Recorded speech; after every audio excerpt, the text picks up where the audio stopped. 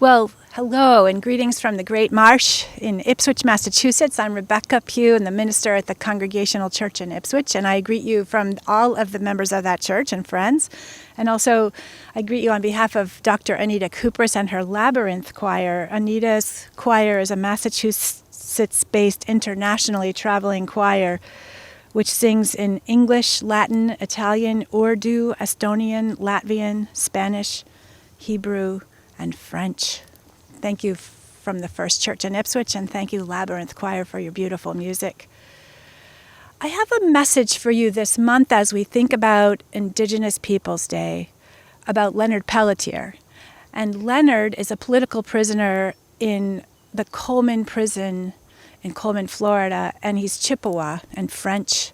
And he has been in prison since 1976.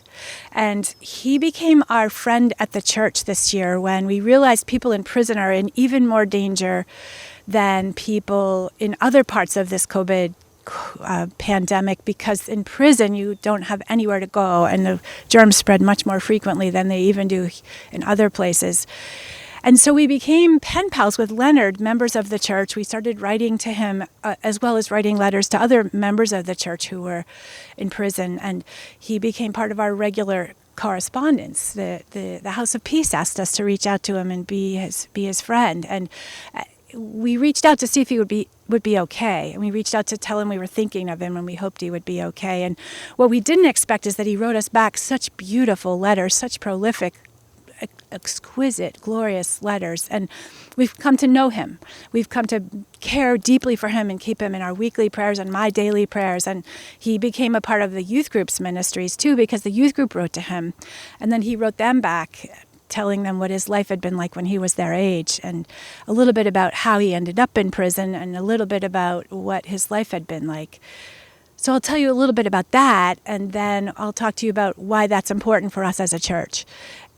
The thing about Leonard was he grew up on an Indian reservation, Turtle Mountain, in the Dakotas, and there was a point on that reservation where all the children got sent away to Indian schools, part of the Bureau of Indian Affairs. And as he describes this in his letters, he hated it. It was terrible to be sprayed with DDT, terrible to have his hair cut off and to be told that his indigenous languages were to be ashamed of. He hated every bit of it. And he ran away several times, which of course they didn't like.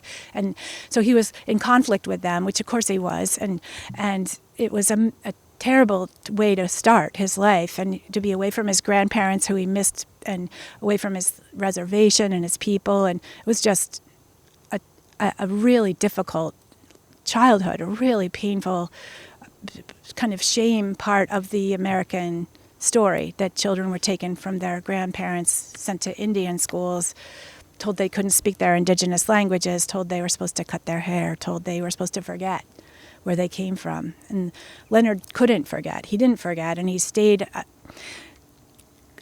with his Indian soul as fiercely as he could. And as soon as he could, he joined the American Indian movement and became part of the battle for indigenous land rights and for indigenous land integrity.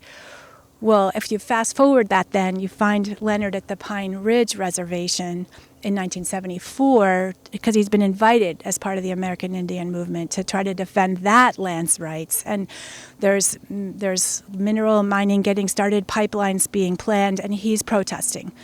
And the protests get out of hand. He's up watching the children when there's a shootout. And across the 6 months of the build-up to this, many Native American people have died. And at this particular shootout, 2 FBI agents die. Well, Leonard gets accused of it. He's sworn that he's innocent the whole time ever since that happened. And he's got many, many witnesses who believe he's innocent at this point. And many American leaders, many Native American leaders, many leaders all over the world who believe Leonard's innocent. And yet he's been in prison for most of his life, since the late 1970s.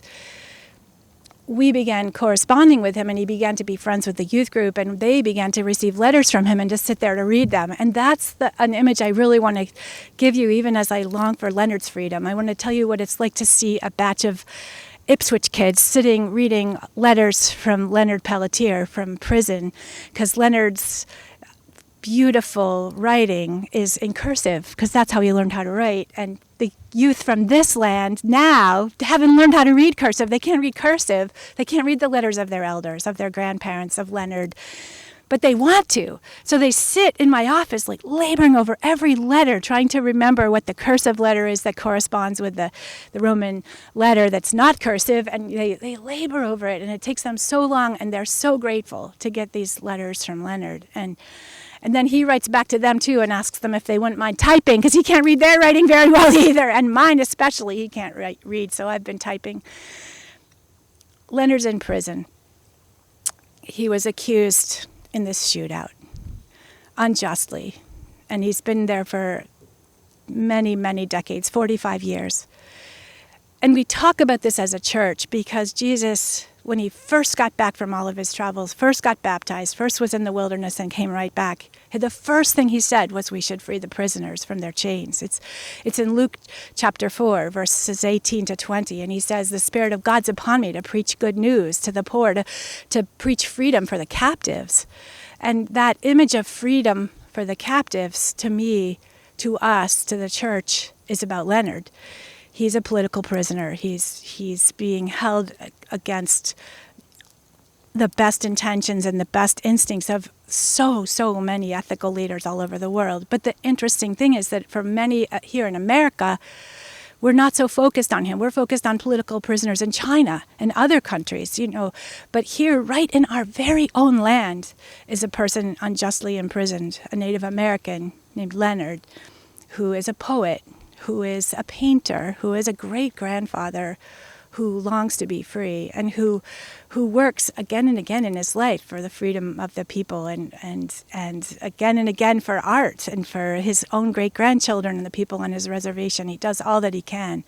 And so I speak today, saying as I read the gospel and as I think about the call to the church, the modern church, this church, the churches here on the hills and here in the marshes and here walking on this holy land that has so many layers of history going back eons and going back through the native people who walked on this beautiful land and loved it, the Pawtucket people who lived here and cherished it and took care of it.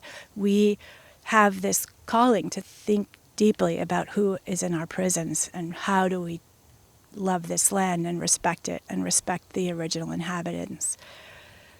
We've been talking all month about St. Francis.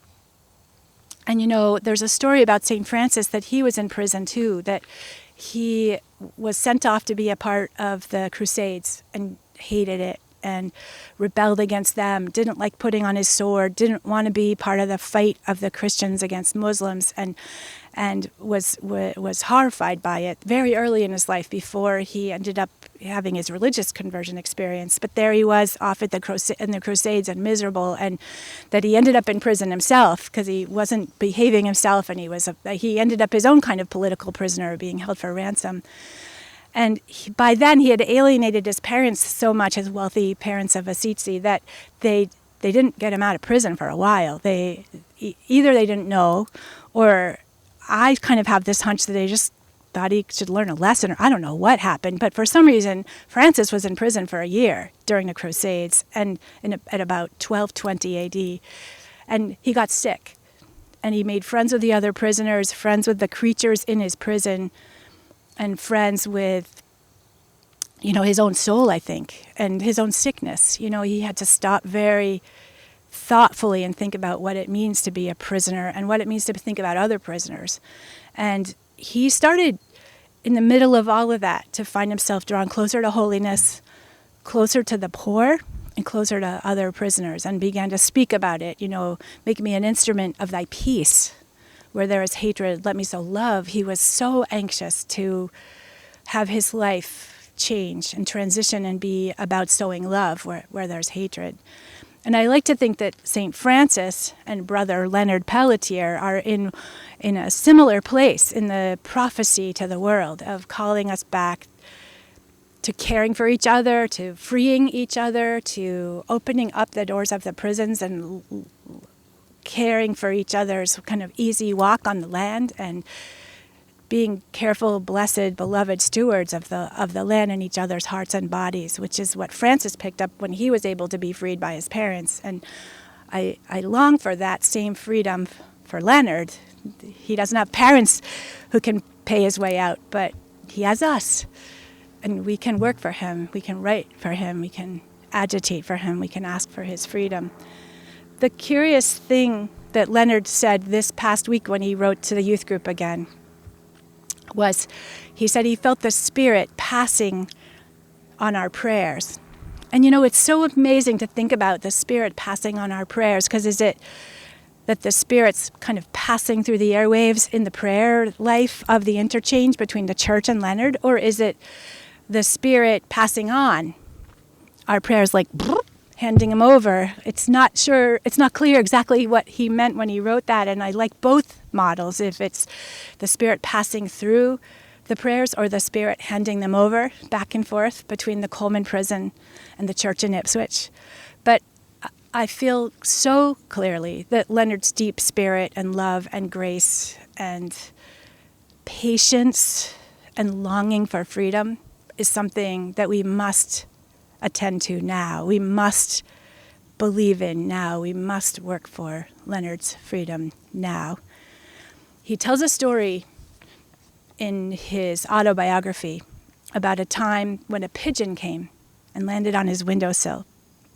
And he looked at the pigeon and he loved it. And, in prison you don't get a lot of visits like that from other creatures. It's rare and a blessing no matter what kind of creature it is. You hear that from other prisoners in other countries too, the visit of the cockroach or the visit of the mouse or the visit of the spider. And for Leonard it was the pigeon looking through his window briefly. And he writes about how amazing it was to see the iridescent feathers gleaming in the sunshine, and how beautiful was the pink and the silver and the black, the colors of the feathers of this pigeon gleaming in the radiance, and how it just made him both so moved by the bliss of that perfect animal and so longing to be able to fly free like the pigeon could fly away. And I think of that so vividly for him and for us as we intersect with animals, with creatures, with life, with each other, with other people in prison, with children, with a great spirit, as Leonard would write about it, passing on our prayers. And I feel glad to be able to speak about this today and to say that the time is now and the opportunities are radiant, and it's exactly what Jesus said he wanted us to do when he first began. So I thought in conclusion, I'd sing you that song from Fannie Lou Hamer, whose birthday is also this month. She writes this song about running to the freedom that heaven offers, and running to the freedom that the earth could offer, and how bright and radiant is the freedom that we long for and pray for and work for in each other. And it goes like this. Oh, run, run, run, run, mourners, bright angels above. Oh, run, run, run, run, mourners, bright angels above. I'd fly away to the kingdom, bright angels above. I'd fly away to the kingdom, bright angels above. Oh, run, run, run, run, mourners, bright angels above. Oh, run, run, run, run, mourners, bright angels above. Thanks be to God.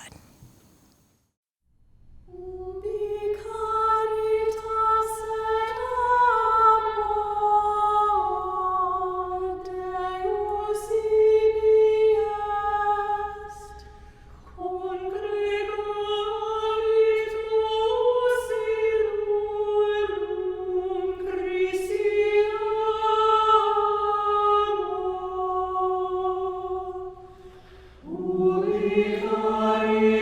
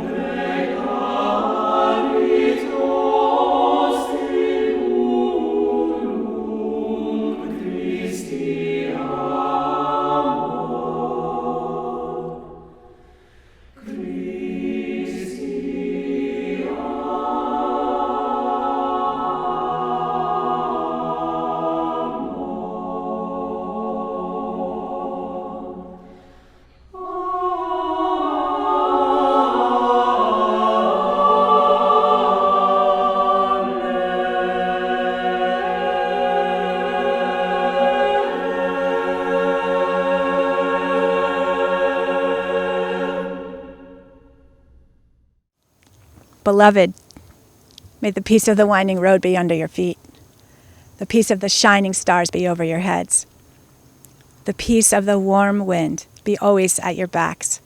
And the deep peace of the Prince of Peace be with you, body, mind, and spirit, this day and every day. Go in peace. Amen.